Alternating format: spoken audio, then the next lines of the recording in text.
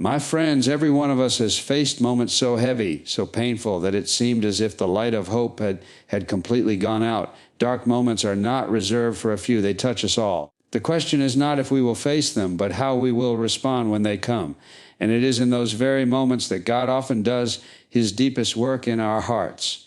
When the shadows of life begin to closen around us, one of the first thoughts that often crosses our minds is, has God left me? Has he turned his back on me? The pain feels so deep, the silence so heavy, that it almost convinces us we are all alone. But the truth is, our feelings are not facts. Darkness may cloud our emotions, but it cannot change the unshakable promise of God's presence. He has declared with certainty, I will never leave you nor forsake you. That promise is not dependent upon how we feel, nor is it weakened by the weight of our circumstances. It is an eternal truth that holds firm even in the darkest hour. Think about it. When a child wakes in the night, frightened by the shadows in their room, the parent may not always speak, but their presence is enough to bring comfort. The child doesn't need to see the parent to know they are there. The assurance comes from the simple reality of that presence. In much the same way, when you and I cannot trace the hand of God, we can still trust his heart. He has not abandoned us, even when the silence is deafening. Sometimes God allows us to walk through seasons where his voice is quiet because he is drawing us into deeper trust. In those moments, he is teaching us that faith is not about always seeing or hearing, but about believing what he has said. You see, God's promises shine brightest when everything else goes dark. If we could always see the way clearly, we would never need to lean on his word. But in the night seasons, his promise becomes our anchor. We can look through Scripture and see how this truth unfolds in the lives of God's people. Joseph was thrown into a pit, sold into slavery, and unjustly imprisoned. From all appearances, he was forgotten. Yet the Bible quietly affirms, but the Lord was with Joseph. That same God who never abandoned Joseph will never abandon you. When Daniel was lowered into the lion's den, when Paul sat in a cold Roman prison, when John was exiled to Patmos, the darkness did not mean abandonment. God was there, and in your dark valley, he is there with you too. There is something else to remember. Oftentimes, we misinterpret silence as absence, when in reality, God is working behind the scenes. Just because we cannot see his hand does not mean his hand is still. He may be arranging circumstances, opening doors, or protecting us from dangers we don't even realize exist. Darkness does not mean that God is distant. It simply means he is operating in ways beyond our immediate understanding. So when those dark moments come, resist the temptation to believe the lie that God has left you. Hold fast to his promises. Trust his word more than your feelings. Lean into his presence even when you cannot sense it. Because the truth is, he is closer to you in the darkness than you may realize. And one day, when the light breaks through again, you will look back and see that you were never alone. Trouble has a way of uncovering what lies beneath the surface of our lives. When everything is going well, when the sun is shining and our plans are working out, it's easy to say that we trust God, that our faith is strong, and that we are walking on solid ground. But the real test of faith does not come in the sunshine, it comes in the storm. It's in the dark, difficult moments that we discover whether our lives are built on shifting sand or on the unshakable foundation of God's word. Hardship has a way of stripping away what is temporary. Think of it like a storm that beats against a house. If the house is built on weak foundation, it won't take long before the cracks begin to show.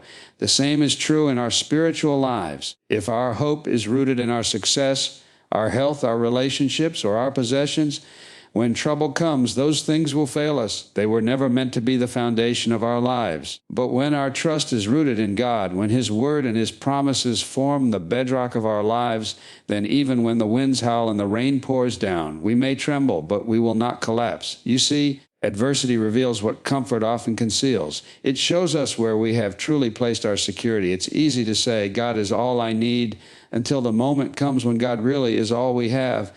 And in that moment, we find out whether those were just words we spoke or convictions we live by.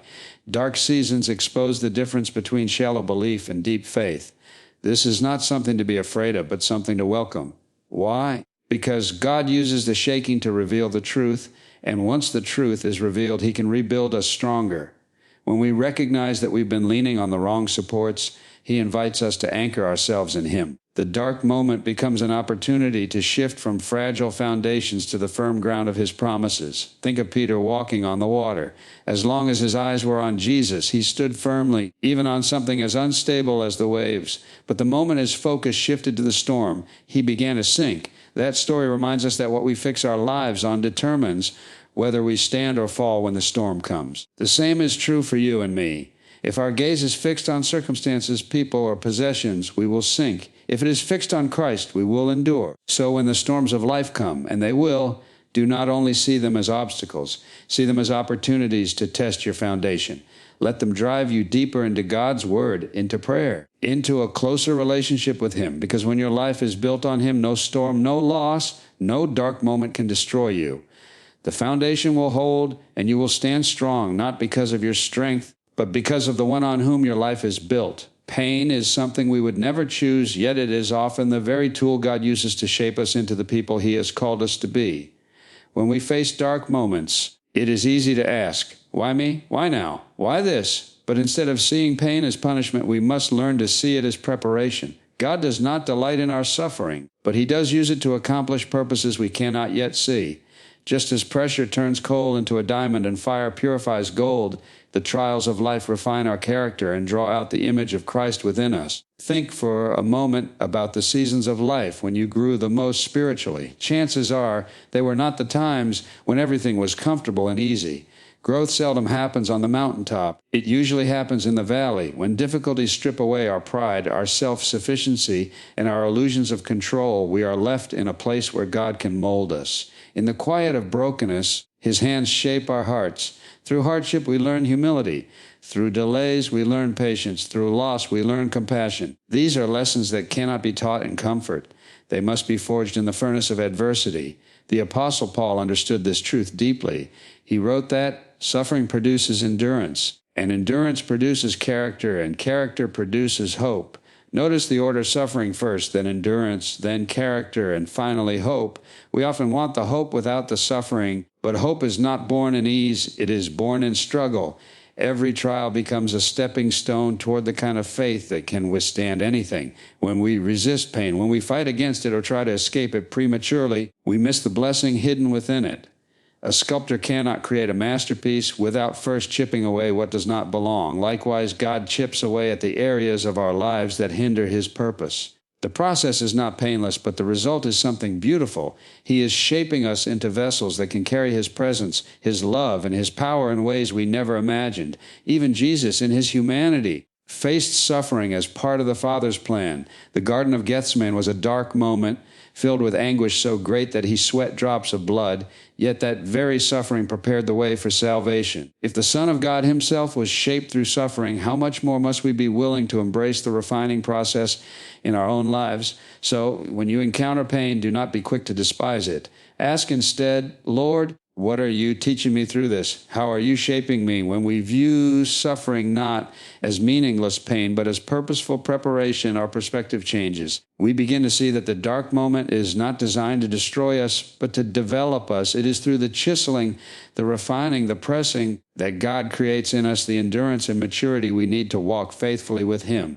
And when the process is complete, we will see that every tear, every hardship, and every burden was used by His hand to make us more like Christ. When life is bright and everything seems to fall into place, it is natural to rely on our own strength, our own plans, and our own understanding. But when the darkness comes, when the bottom falls out and nothing makes sense, we quickly realize how limited we truly are. It is in those seasons of uncertainty and loss that God teaches us the invaluable lesson of dependence. We cannot see the way forward, but He sees the beginning and the end. We do not know what tomorrow holds, but He holds tomorrow in His hands. Dark moments are the very classrooms where God teaches us to lean on Him fully, not partially, but with every fiber of our being. In our human nature, we often want control. We want to map out our future, fix our problems, and carry the weight of responsibility on our own shoulders. But the dark valley strips us of that illusion. Suddenly, our wisdom is not enough, our resources are not enough, and our strength is not enough. We are faced with the humbling truth that apart from God, we can do nothing. And though this realization may sting, it is a gift in disguise, because it is only when we let go of control that we learn what it truly means to walk by faith. Walking by faith is not walking blindly, it is walking with confidence in the one who sees clearly. Picture a shepherd leading his flock through the valley at night. The sheep cannot see the path, but they follow the voice of the shepherd. They trust him because they know his character and his care for them. Likewise, in the darkness, God calls us to trust his voice even when we cannot see his hand.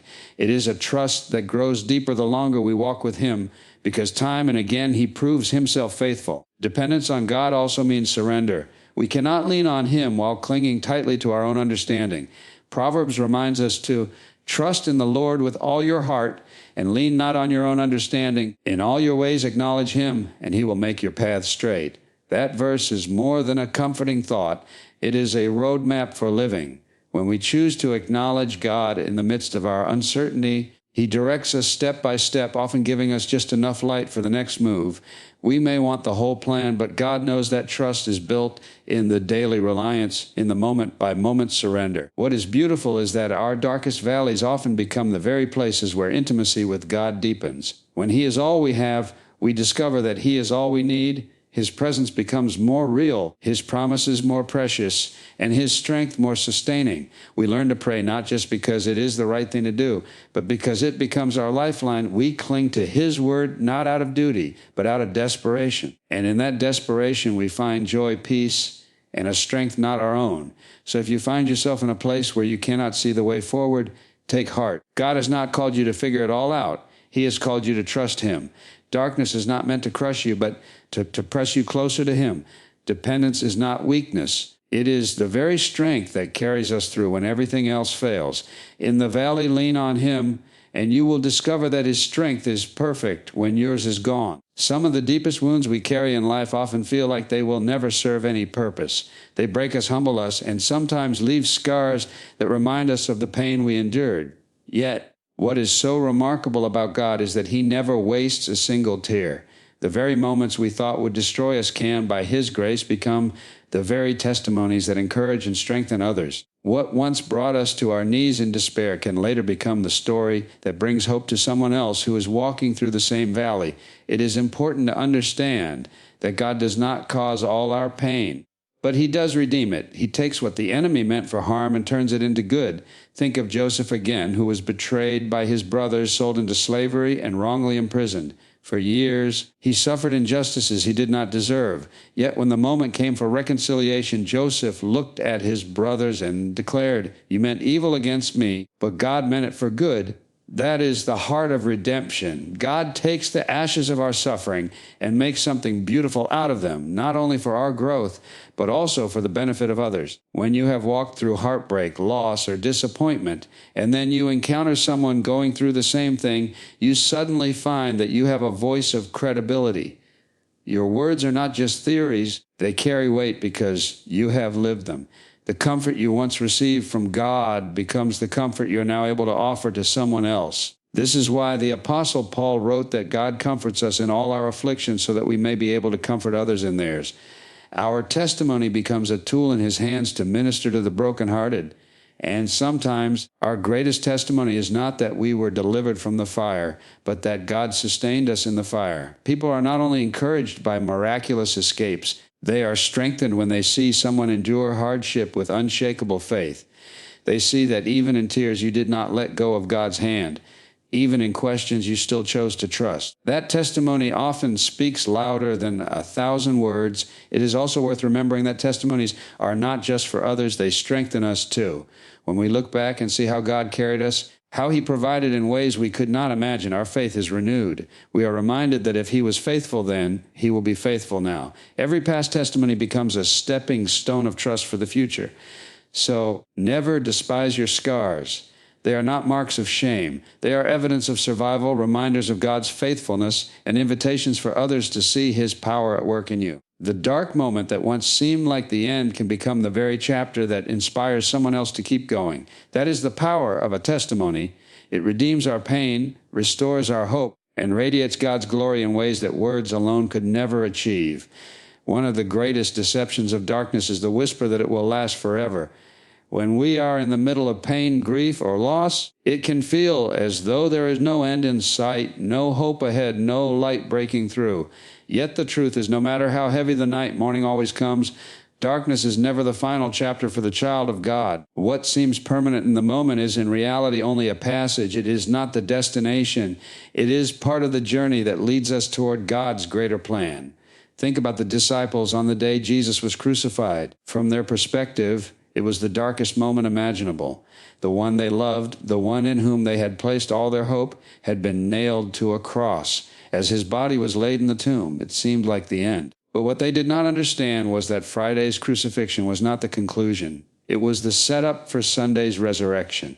What looked like defeat was only the doorway to victory.